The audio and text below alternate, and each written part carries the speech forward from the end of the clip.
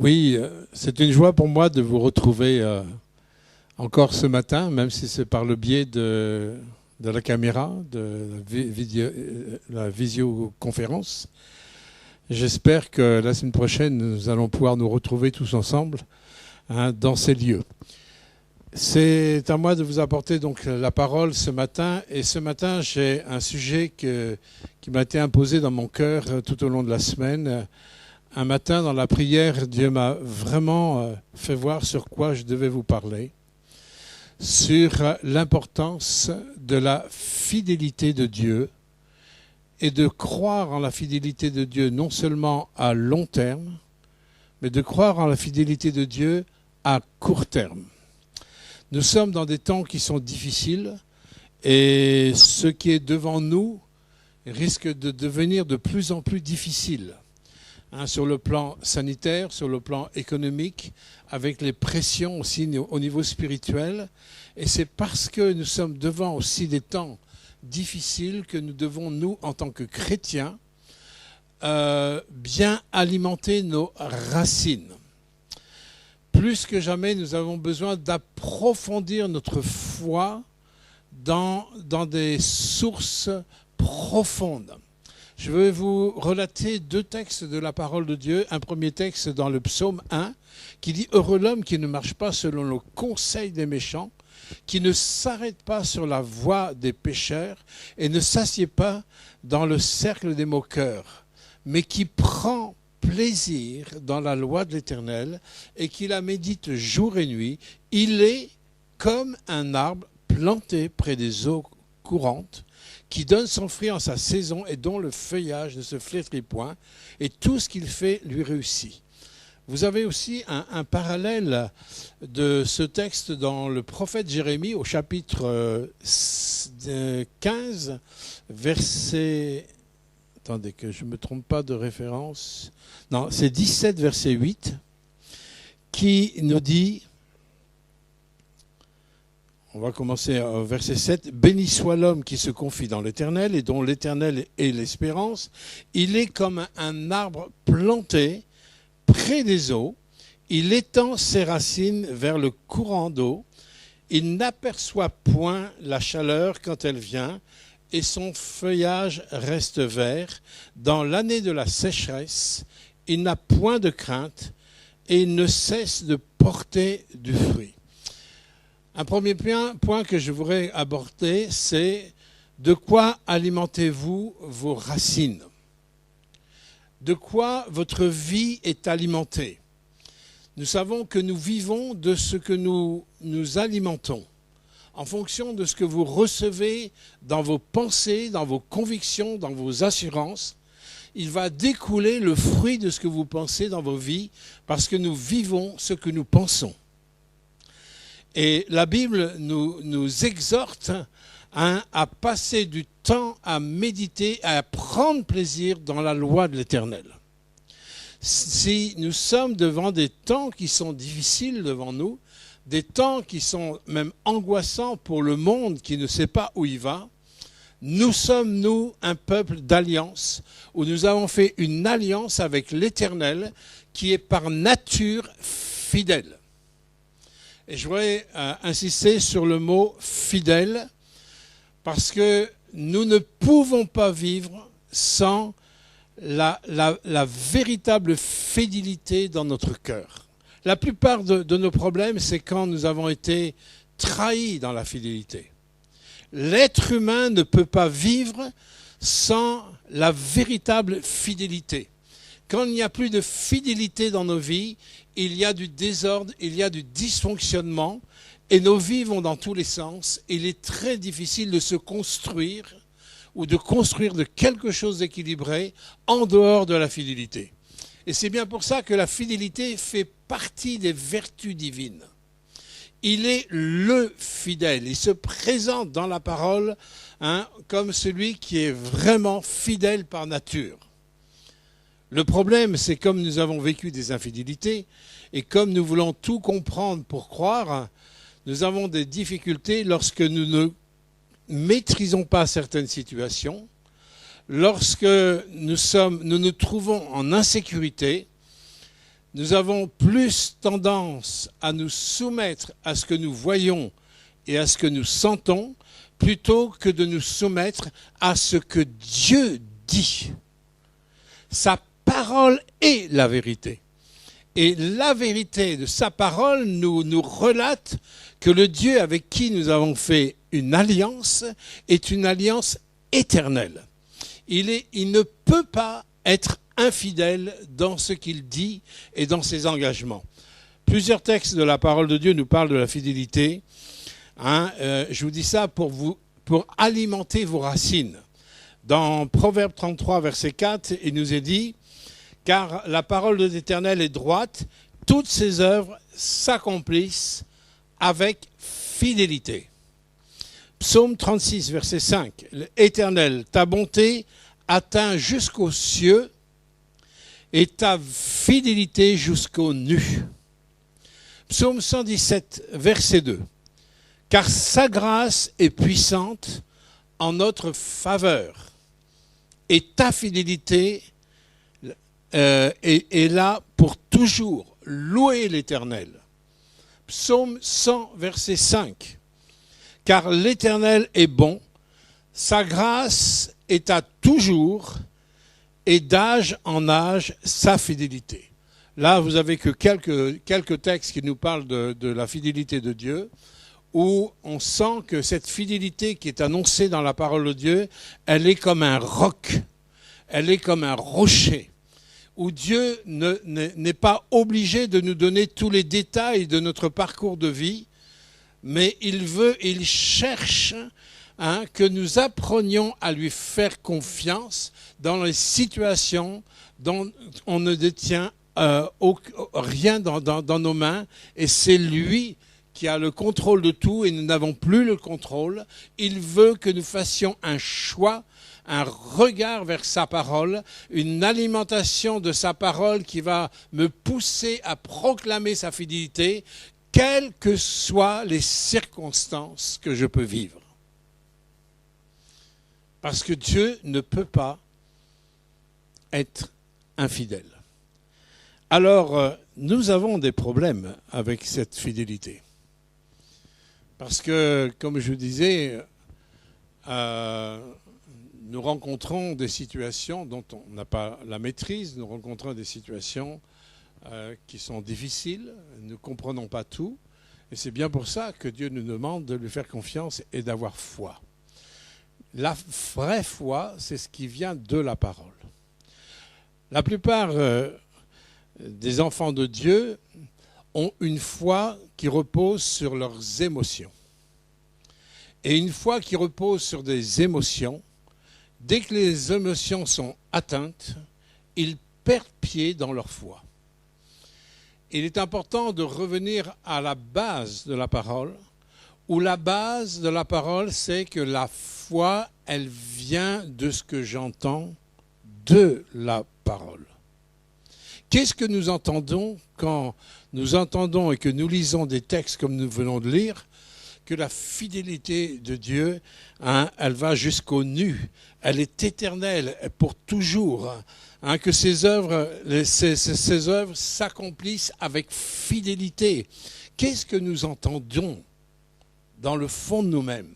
Qu'est-ce que nous recevons au niveau de l'impact, de l'assurance que nous donne cette parole lorsque Dieu veut alimenter nos racines? Souvenez-vous que celui qui fait confiance en Dieu, c'est celui qui va plonger ses racines vers les courants d'eau. Et dans les moments de sécheresse, dans les moments de difficulté, dans les moments où normalement tout sèche, eh bien, le juste, celui qui croit, qui entend ce que Dieu dit, lui, il va rester vert et il va continuer à porter du fruit, même dans les moments difficiles. Et dans les moments difficiles qui arrivent, il est important que l'Église continue à porter du fruit, des éléments et de la dimension du royaume de Dieu, par une foi qui repose non sur nos sens, non sur nos émotions, mais qui repose sur ce que Dieu dit dans sa parole. Alors, pour illustrer ce que je viens de dire, je vais vous parler d'un exemple biblique. C'est un exemple biblique que j'ai choisi parmi tant d'exemples. J'aurais pu choisir la vie d'Abraham, j'aurais pu choisir la vie de Moïse, j'aurais pu choisir la vie de David, même la vie de Jésus, la vie des apôtres. Il y a tant et tant et tant d'exemples que j'aurais pu choisir pour illustrer combien l'Éternel est fidèle dans les situations même les plus difficiles, les plus incompréhensibles, où nous voyons vraiment se manifester la fidélité de Dieu. Alors j'ai choisi, moi, de prendre la vie de Joseph, Joseph, le fils de Jacob. Et Joseph, sa vie est vraiment une illustration de la pédagogie divine. Et c'est ce que les chrétiens ont du mal avec la pédagogie, ils ont du mal à la discipline, ils ont du mal à la formation.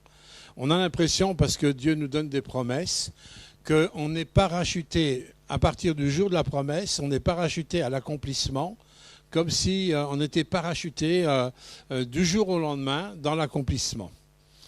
Mais la parole de Dieu nous fait voir que ça ne marche pas comme ça, même pour la venue du Messie, qui était pourtant promise depuis Adam et Ève. Jésus n'a pas été parachuté comme ça en claquant des doigts. Il a fallu une préparation, il a fallu élever un homme qui allait avoir l'audace de croire Dieu, Abraham, et élever un homme, c'est aussi avec des promesses, en élevant aussi un peuple, le peuple d'Israël, avec les patriarches, les prophètes et tout ça, toute une préparation jusqu'au jour où le Messie est venu. Vous voyez, il y a le temps de la promesse et le temps de l'accomplissement. Et c'est surtout dans ce parcours entre le temps de la promesse et l'accomplissement qu'il est difficile parfois de rester ferme dans la foi en proclamant la fidélité de Dieu lorsque nous n'avons pas la révélation des moments, des temps de Dieu au niveau de l'accomplissement. Et bien souvent, on attend sans trop y croire et on vit un petit peu comme Monsieur Tout-le-Monde avec les hauts et les bas de nos émotions et c'est difficile. Là, dans l'histoire de Joseph, je ne vais pas vous lire l'histoire de Joseph dans son entier, mais je vous exhorterai d'aller dans vos Bibles et de lire à partir du chapitre 37 du livre de la Genèse jusqu'au chapitre 50, où vous avez vraiment un éventail de toute la vie de Joseph. Joseph, le bien-aimé de Jacob, où il avait lui avait fait faire une tunique spéciale, une tunique qu'on donnait aux enfants en fin de compte, où on voulait honorer tout ça. Et donc, Joseph avait un penchant particulier pour Joseph. Jacob avait un penchant particulier pour Joseph. Et ça a créé la jalousie, en fin de compte, des frères par rapport à Joseph. Et ce Joseph, qui était aimé vraiment de son père, un jour a eu un songe à l'âge de 17 ans. Il a eu un songe. Et dans ce songe, vous avez ça dans Genèse 37, verset 5, il a eu en vision exactement ce que Dieu allait faire dans sa vie. Lui, dans sa naïveté d'adolescent, a raconté ce songe. Qui pourrait le blâmer, quand on reçoit un songe de Dieu, un songe fort, il a partagé naturellement le songe de Dieu. Mais ce songe de Dieu a créé, en fin de compte, des réactions chez ses frères. Et vous savez, notre vie commence toujours par une révélation. Le Dieu que nous servons n'est pas un Dieu religieux, n'est pas un Dieu intellectuel, n'est pas un Dieu où on va croire simplement des doctrines théologiques, mais le Dieu que nous servons en tant qu'Église de Jésus-Christ est un Dieu qui se révèle à nos cœurs. Tout commence par une révélation. Et la première révélation que Dieu nous donne, c'est que nous sommes des pécheurs et que lui, il est notre sauveur. et nous acceptons de recevoir notre Sauveur dans notre cœur et nous ouvrons vraiment notre vie à sa seigneurie sur nos vies. À partir de cette révélation-là, Dieu nous donne des promesses. Il nous donne des promesses dans le livre de Jérémie 29, verset 11, où il dit qu'il y a une destinée qui est bénie. Et Joseph, qui a reçu ce songe dans Genèse 37, 5, c'était sa destinée bénie qui s'ouvrait devant lui. Et de la même manière, nous avons, en tant que fils ou filles de l'Alliance, des enfants de Dieu, quand on a reçu Christ dans notre vie, Dieu nous a donné le pouvoir de devenir enfants de Dieu. Être enfant de Dieu, c'est un pouvoir que Dieu nous donne, ce pouvoir d'entrer dans une filiation de cœur avec Dieu, une réconciliation de cœur avec notre Créateur, où je peux m'adresser à Dieu comme un Père. Je peux lui dire, comme nous dit l'apôtre Paul, Abba, Père. Je peux avoir cette proximité avec Dieu en lui disant Papa. Et il a une destinée pour nous. Alors, ce Joseph, il a proclamé cette destinée. Et vous savez que si vous commencez à dire et à proclamer, à confesser et à annoncer ce que Dieu a en vue pour vous, je voudrais vous dire que vos ennuis vont commencer là. Pourquoi? Parce que la chair se lèvera toujours contre l'esprit.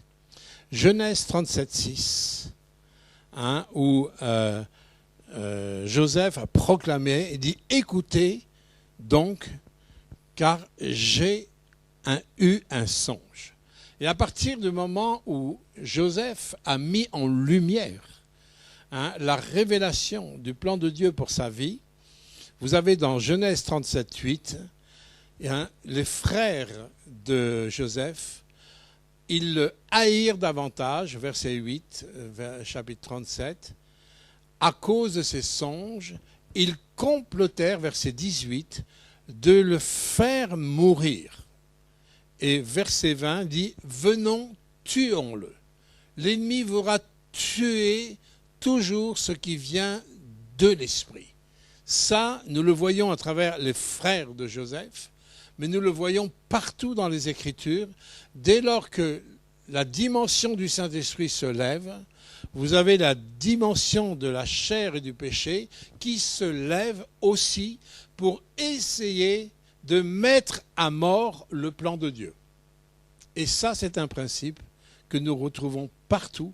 Lorsque Dieu agit, l'ennemi se lève aussi pour agir. Mais, et c'est là qu'il y a un mais, le contrôle reste entre les mains de Dieu. Là, dans le texte de la parole, il dit « mettons-le à mort ». Mettons-le à mort. La décision des frères, je veux dire, s'ils avaient décidé avec des voies démocratiques, il est clair qu'ils auraient tué Joseph. Ils étaient décidés à le tuer. Ils étaient déterminés à le tuer. Mais Dieu a utilisé, vous voyez, il y a toujours les recours de Dieu. Dieu, il a toujours une carte sous le bras, vous savez. Et c'est là qu'on va voir dans les difficultés la fidélité de Dieu. Le contrôle de Dieu au sein même de nos drames, de nos difficultés, de nos situations difficiles. Mais Dieu veillait. Verset 22, c'est Ruben, le fils aîné, qui dit « Ne répandez pas le sang ». Et verset 27, il dit « Venez, vendons-le ». C'est là que la fidélité de Dieu, elle agit. Vous voyez, la décision majoritaire, c'était de mettre à mort.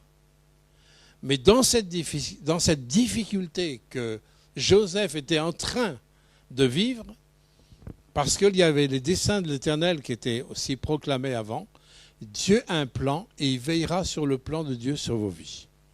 Dieu a utilisé Ruben pour mettre une limite à l'œuvre des ténèbres. Quand il dit « vendons-le », ils l'ont vendu, et au chapitre 37, verset 36, il y a une caravane de Médianites qui passait par là, et ils ont vendu Joseph à cette caravane qui était de passage. Là aussi, c'était sous le contrôle de Dieu. N'oubliez pas que Dieu voulait mettre à la base Joseph à la droite de Pharaon. Mais il ne l'a pas parachuté comme ça, comme il a utilisé parfois une fois dans les Actes des Apôtres, où Philippe a été déplacé d'un lieu à un autre. Hein, et souvent, nous, on pense que Dieu va faire comme ça avec nos promesses. Pas du tout. Il a fallu cette vente de ce frère. Il a fallu cette caravane. Pour où? Pour l'emmener dans quelle direction? Dans la direction d'Égypte. Où se trouvait Pharaon? En Égypte. Et comme par hasard, une caravane passe qui s'en va en Égypte. Arrivé en Égypte, ils vont le vendre à qui? À un officier de Pharaon. Donc il y avait aussi une réputation qui était donc et voyant Joseph, il a donc acheté Joseph, Potiphar, voyant la bénédiction de Dieu sur ce jeune homme, il a donné la responsabilité de la gestion, une gestion d'une grande maison, hein, une maison quand même d'un officier c'était pas n'importe qui, Potiphar.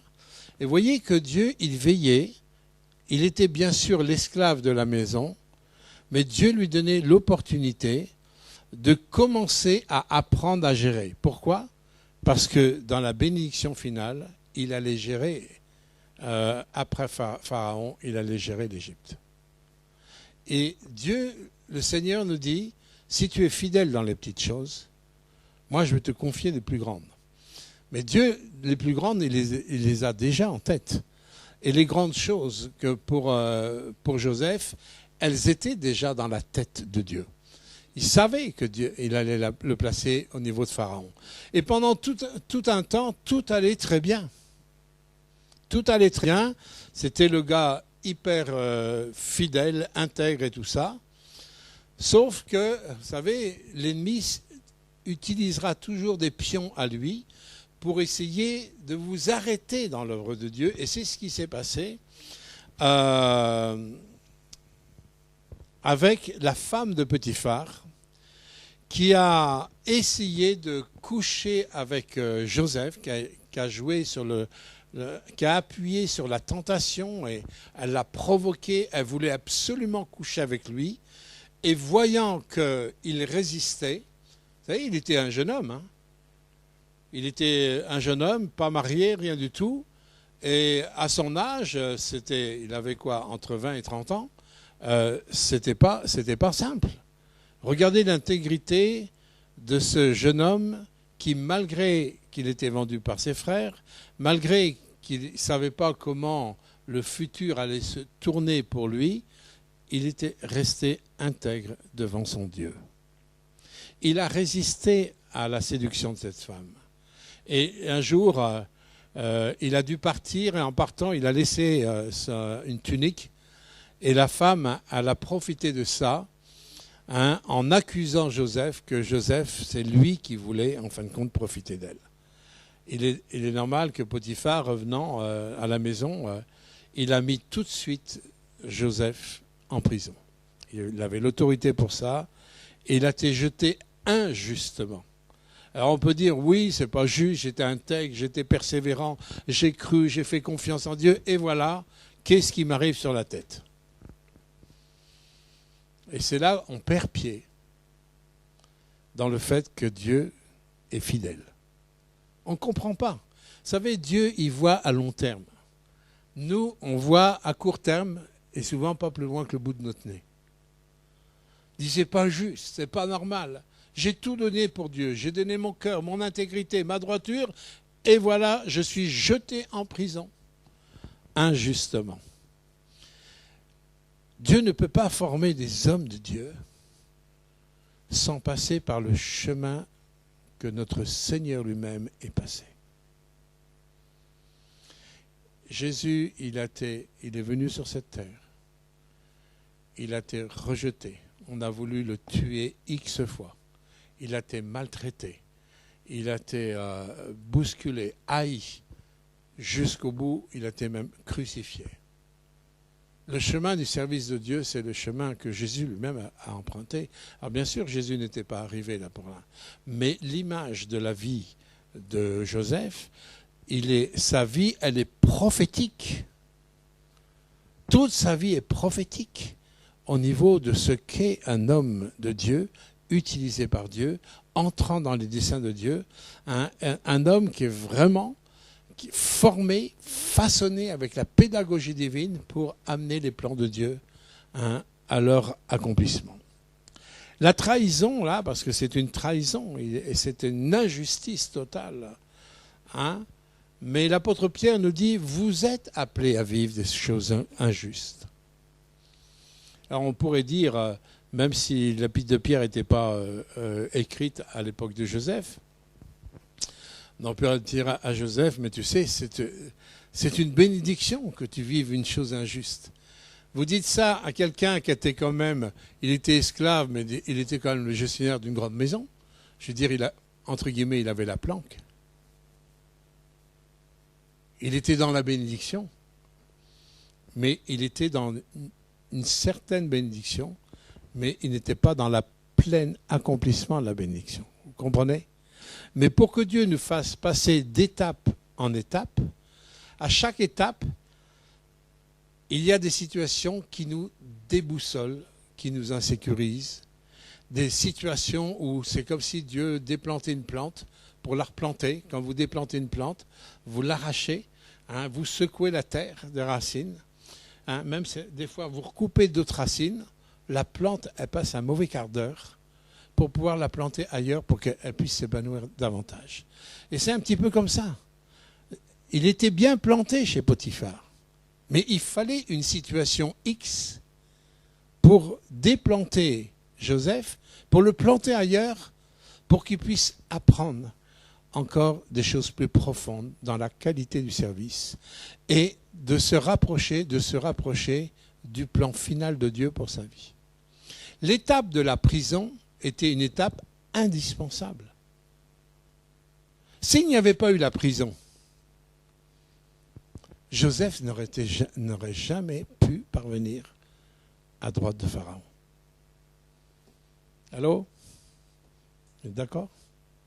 S'il n'y avait pas eu cette prison, jamais il serait parvenu à la droite de Pharaon.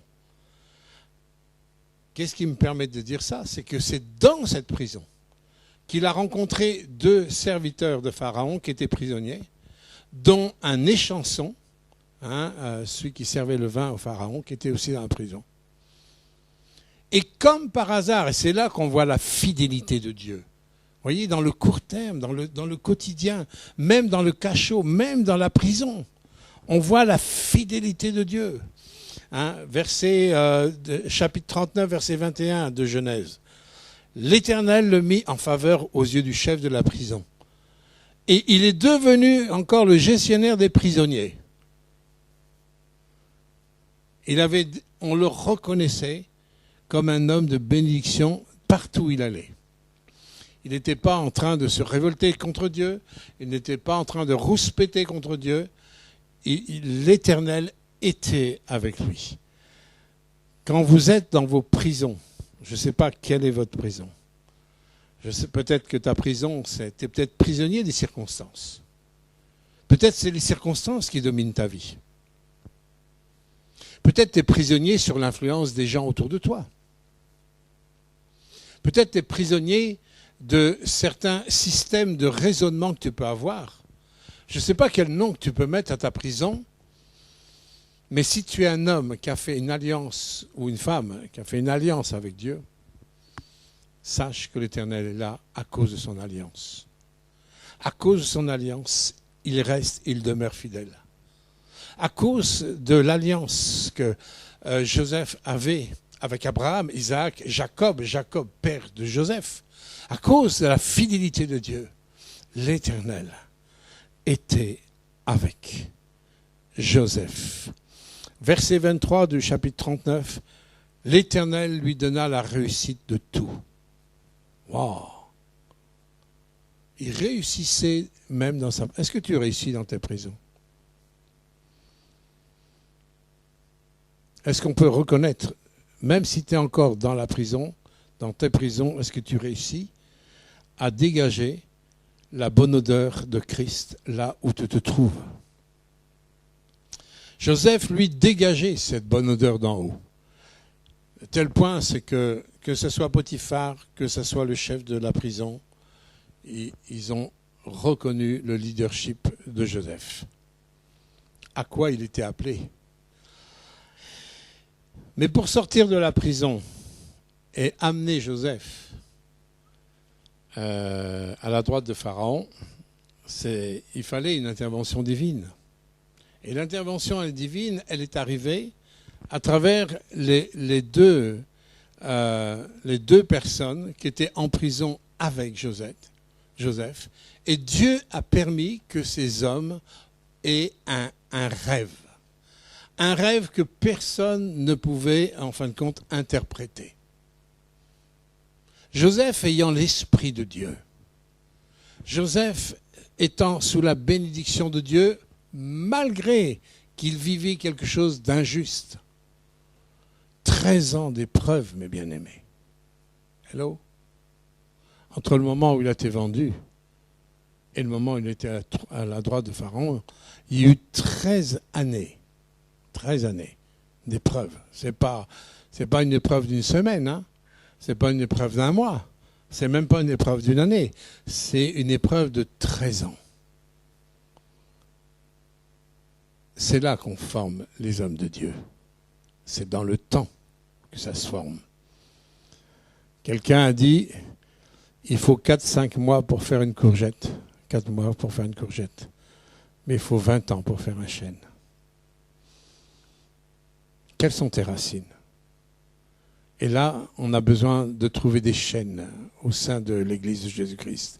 Des hommes et des femmes qui croient Dieu, qui croient la parole, qui reçoivent la parole comme une encre dans leur cœur, qui reçoivent la parole comme un rocher inébranlable. Et Joseph, où l'Éternel était avec lui au sein de la prison. Dans votre épreuve, le Seigneur sera toujours là. Dieu lui a donné la capacité d'interpréter les deux rêves de ces deux personnes. Ces deux rêves se sont accomplis. Il y en a un homme qui a été exécuté, c'était l'interprétation du rêve, et un autre qui a été restitué dans sa fonction d'échanson du Pharaon. Alors, là aussi, dans cette formation, il y a Joseph, forcément, c'était un homme et il avait soif de sortir de cette prison. Et au chapitre 40, verset 14, il dit « Mais fais-moi sortir de là ». Il avait l'espérance que cette échanson, ce gars qui allait être restitué à la droite de Pharaon, allait ne pas oublier. « Fais-moi sortir ». Je t'ai donné l'interprétation du rêve. Vous savez, beaucoup de gens disent qu'ils feront des choses mais ne les font pas. Mais même quand il y a l'infidélité des gens, Dieu restera toujours le fidèle. Vous savez, il y a des timings de Dieu que nous ne pouvons pas contourner. L'Ecclésiaste a dit qu'il y a un temps pour chaque chose. Il y a un temps pour pleurer, un temps pour se réjouir, un temps pour se taire, un temps pour parler, un temps pour vivre, un temps pour mourir, un temps pour démolir, un temps pour reconstruire. Il y a des temps, il y a des timings. Et tout au long des Écritures, on voit combien les timings sont tellement importants. Un temps de génération de Adam jusqu'à Noé, temps de génération de Noé jusqu'à Abraham, temps de génération d'Abraham à Jésus-Christ. Et les choses, c'est un timing beaucoup plus précis que l'horloge suisse. Ce sont les temps de Dieu. Les temps de Dieu font partie de la volonté de Dieu. Nous ne pouvons rien faire avant le temps de Dieu, ou nous ne pouvons rien faire après le temps de Dieu. Il y a des timings. Quand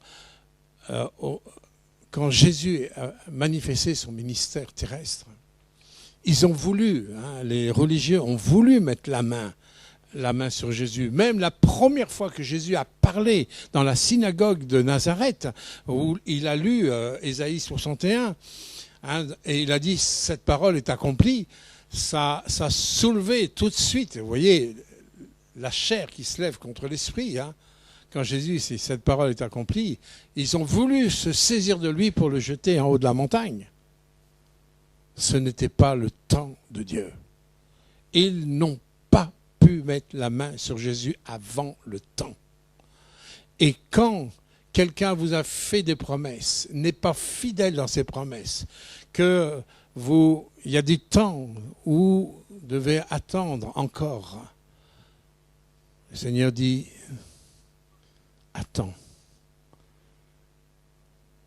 crois, et avec le temps tu verras s'accomplir ce que Dieu, lui, t'a promis. Les hommes ne sont pas fidèles. Là, Joseph était confronté à l'infidélité des gens. Mais le Dieu que Joseph servait, le Dieu d'Abraham, d'Isaac et de Jacob, il est le fidèle. Et dans la fidélité de Dieu, Dieu va donner un rêve à Pharaon. Vous voyez, il y a l'action de l'homme, l'action de Joseph, mais il y a l'action de Dieu qui agit et qui n'oublie pas les promesses. Dieu ne pourra pas mettre en oubli ce qu'il t'a promis. Je peux peut-être leur dire ça. Dieu ne peut pas mettre en oubli ce qu'il t'a promis. S'il t'a fait une promesse particulière dans ta vie, serre-la contre ton cœur. Elle s'accomplira. Elle s'accomplira certainement, nous dit le livre d'Habakkuk. Elle s'accomplira. Elle s'accomplira certainement. C'est quelque chose que nous aurions pu dire à Joseph pendant ces 2 ans d'oubli. C'est difficile d'avoir une lueur d'espérance de sortir de la prison qui est en suspens pendant 2 ans. C'est difficile, c'est pas évident. Et là, on aurait pu dire à Joseph, t'inquiète pas, ce que l'Éternel t'a dit s'accomplira, et s'accomplira certainement. Ce que Joseph n'avait pas le contrôle, et heureusement qu'on n'a pas le contrôle sur ce qui est divin, parce que dans ce cas-là, ça n'a plus de sens. Dieu a envoyé un rêve à Pharaon. Pharaon a appelé tous les magiciens de la cour, tout ça. Personne a pu interpréter le rêve de Pharaon. Personne. Et là, tout d'un coup, les chansons du roi se souviennent que 2 ans auparavant, il avait eu lui-même un rêve qui s'était accompli exactement. Tout d'un coup, il y a comme une remise en mémoire, on remet les pendules à l'heure, tout d'un coup, tout revient dans l'ordre. Vous savez, quand c'est le temps de Dieu, autant ça peut être long avant que quand c'est le timing de Dieu, tout va vite. Et d'ailleurs, on est venu chercher à la hâte Joseph, je ne sais pas si on l'a parfumé, nettoyé, donné des beaux habits, mais en tous les cas, on a préparé Joseph parce qu'il était convoqué devant qui? Devant Pharaon. Et même à ce moment-là, il ne pouvait pas imaginer comment les choses allaient pouvoir se faire par rapport à la promesse qu'il avait eue quand il avait 17 ans. Dieu est fidèle dans nos parcours de court terme pour que nous puissions voir qu'à long terme, qu'il est le même. Il est le même, celui qui va accomplir dans la globalité ses promesses à la finalité, mais dans le court terme de mon quotidien, Dieu est celui qui reste le même, il est fidèle. Et nous avons besoin d'incorporer ça dans nos racines, de façon qu'au moment de la sécheresse, nous puissions encore porter du fruit et la puissance de la vie de Dieu.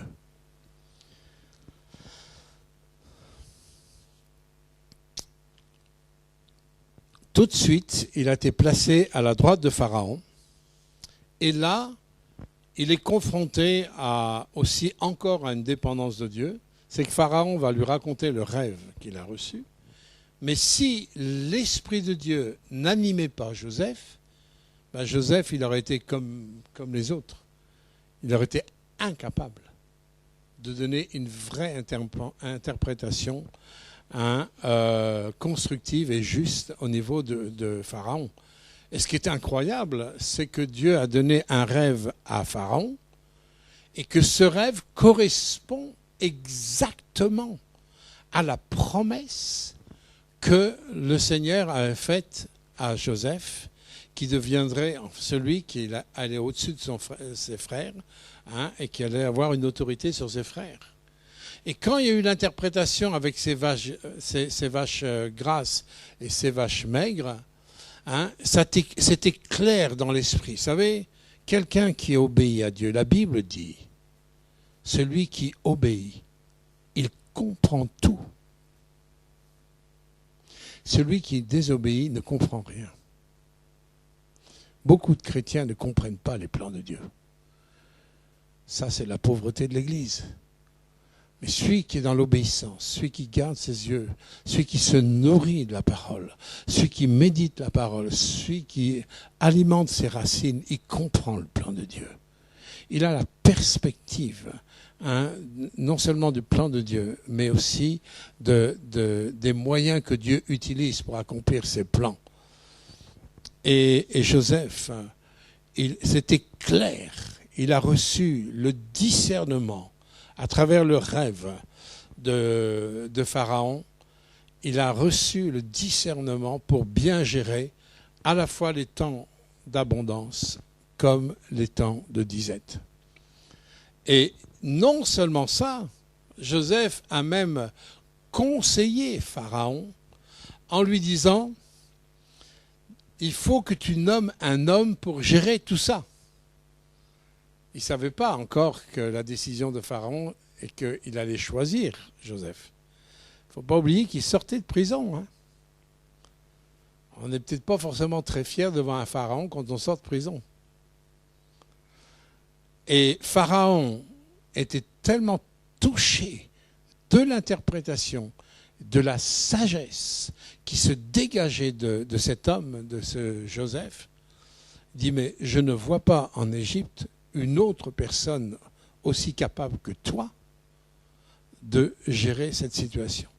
Et c'est là qu'il a été mis à sa place, à la droite de Pharaon, pour gérer ces 7 années d'abondance, pour pouvoir affronter ces 7 années de vaches maigres, des moments de disette, de famine, des moments compliqués. Et voyez, l'importance de ces temps-là, c'est que, bien sûr, avec le temps, on voit qu'il a été un outil de Dieu pour sauver Israël. Israël qui vivait les moments. Quand il y a eu la disette, Israël, quand je parle d'Israël de Jacob, Jacob qui s'appelait Israël, vivait les conséquences de cette disette. Et c'est grâce encore aux conséquences de cette disette qu'ils vont prendre la décision, eux, d'aller en Égypte, parce qu'ils savaient qu'il y avait à manger en Égypte. Ce qu'ils ne savaient pas, c'est que Joseph non seulement était vivant, mais que Joseph était le numéro 2 de l'Égypte, après Pharaon. Et c'était exactement la vision que Dieu avait donnée à Joseph, et qu'il a transmise à ses frères, qui a levé tout un combat. Et ce qui est important, on peut dire, mais 13 ans. Alors il y a eu 13 ans plus 7 ans. Parce que les frères ne sont pas venus au moment des vaches grasses. Donc il y a eu minimum 7 ans. C'est-à-dire 13 ans plus 7 ans, si je sais bien compter, ça fait 20 ans. Donc c'est au bout de 20 ans qu'il a retrouvé un jour ses frères. Alors, c'est dire, c'est un peu long. Vous savez, je ne sais pas comment vous réagiriez si vous aviez en face ceux qui voulaient vous tuer, ceux qui vous ont vendu sans savoir ce qu'allait advenir de votre vie. Et tout d'un coup, ses propres frères qui ont voulu le tuer et qui ont voulu, en fin de compte, se débarrasser complètement de lui, étaient en face de Joseph. Et ce qui est intéressant, c'est dans le Genèse 45, verset 7. Écoutez ce que Joseph dit. « Dieu m'a envoyé devant vous pour vous faire subsister dans le pays et vous faire vivre par une grande délivrance. Ce n'est donc pas vous qui m'avez envoyé ici. » Vous imaginez le regard, le discernement des choses spirituelles. Il n'y a aucune amertume. Il n'y a aucune amertume parce qu'au-delà de toutes les difficultés que Joseph a vécues, il y a eu un discernement, une compréhension du plan de Dieu, où il savait que ce que ses frères ont fait était dirigé, contrôlé par la divinité de Dieu. Il savait qu'il y avait un plan de Dieu, dit étape par étape, injustice par injustice, ont emmené Joseph à la place qu'il était à la droite de Pharaon. Une compréhension totale et un discernement vraiment de comment Dieu voyait la situation. Et là, il y a une absence totale de réaction charnelle. Pas de rancune, pas de rancœur, même pas un reproche, rien. Rien. Je peux dire, comme disait Moussa Koné, ça c'est du spécial Jésus. Ça c'est l'œuvre de Dieu. L'Église a besoin de reconnaître ces dimensions. Il dit, ce n'est pas vous qui m'avez envoyé ici, mais c'est Dieu. Il dit carrément, c'est Dieu qui m'a établi, père de Pharaon, maître de toute sa maison, gouverneur de tout le pays d'Égypte. Et il a dit, hâtez-vous et remontez auprès de mon père, et vous lui direz, ainsi a parlé ton fils Joseph, Dieu m'a établi seigneur de toute l'Égypte, descends vers moi, ne tarde pas, etc., etc. Vous vous rendez compte? La boucle est bouclée là. Son père qui n'a pas vu depuis plus de 20 ans. Ce père qui était enfermé dans, on pourrait dire, dans une déprime. Jacob était dans une dépression depuis la mort de Joseph. Et Joseph, qui est vivant, dit maintenant, hâtez-vous, mes frères, allez vite chercher mon père. Je n'en peux plus d'attendre maintenant. Les choses maintenant peuvent aller vite. Et vous connaissez la suite. Israël, toute sa famille est montée donc en Égypte. Et Joseph les a bénis. Ils ne sont pas morts de la famine. Et en sauvant Israël, ils ont sauvé quoi derrière? La venue du Messie. Si Israël, le peuple d'Israël était mort à cause de la famine, il n'y aurait pas eu de Messie. Dans la famille de Jacob, qui est une famille qui a été voulue par Dieu depuis la promesse d'Abraham, il y avait la promesse de la venue du Messie. Combien c'était important que la vie d'un homme comme celle de Joseph, comme la vôtre, qui est un homme comme vous et comme moi, mais quand il y a une promesse de Dieu, quand il y a une destinée de Dieu sur votre vie, et il y en a une, parce que vous avez été choisi par Christ, afin que vous portiez du fruit, que votre fruit demeure. Ne pensez pas dire, ouais, mais moi, j'ai rien à faire avec Joseph, c'est loin de moi. Non, dès lors que tu es dans une alliance avec Christ, tu es porteur de vie et de fruits. C'est ce que Jésus dit. Et tu dois rechercher cette destinée. Et tu dois arrêter de discuter ou de pleurer lorsqu'il y a des difficultés sur ta route. Tu lèves ton cœur, lève tes yeux vers celui qui est par nature fidèle. C'est bien pour ça que l'apôtre Paul dit dans Romains 8, 28, « Toutes choses concourent au bien de ceux qui aiment Dieu et sont appelés selon ses desseins, selon les plans de Dieu, la perspective de Dieu. » L'Église est appelée à rentrer dans la perspective de Dieu. Dans l'épître aux Éphésiens, Dieu nous dit qu'il a préparé des œuvres bonnes afin que nous les pratiquions. Toute œuvre qui vient du ciel, tout enfant de Dieu qui rentre dans le plan de Dieu, amène les dimensions du royaume de Dieu sur la terre. Nous ne pouvons pas dire que ta volonté soit faite si à chaque moment je râle, je conteste, je rouspète contre Dieu, je me plains, je gémis, alors que Dieu nous exhorte à lui rendre grâce en toutes choses. Lui rendant grâce en toutes choses, c'est de lui dire dans les moments incompréhensibles, dans les moments déboussolants, dans les moments où mes émotions peut-être vont dans tous les sens, c'est de lui dire mais c'est toi qui as le dernier mot parce que tu es Dieu.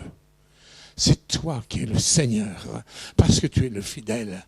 Tu es le fidèle à long terme et tu es le fidèle dans le court terme. Dans mon quotidien que je ne comprends pas, dans mon quotidien peut-être où il y a des larmes, dans mon quotidien peut-être où il y a des angoisses, mais tu es celui qui est fidèle et tu resteras le fidèle pour toujours. Je terminerai en vous laissant un verset dans le psaume 32, verset 10, où il est dit que celui qui lui fait confiance, confiance c'est avec foi, confiance c'est de choisir, de croire ce qu'il est, de croire ce qu'il dit, de croire Dieu, pas simplement de croire en Dieu, de croire Dieu sur parole.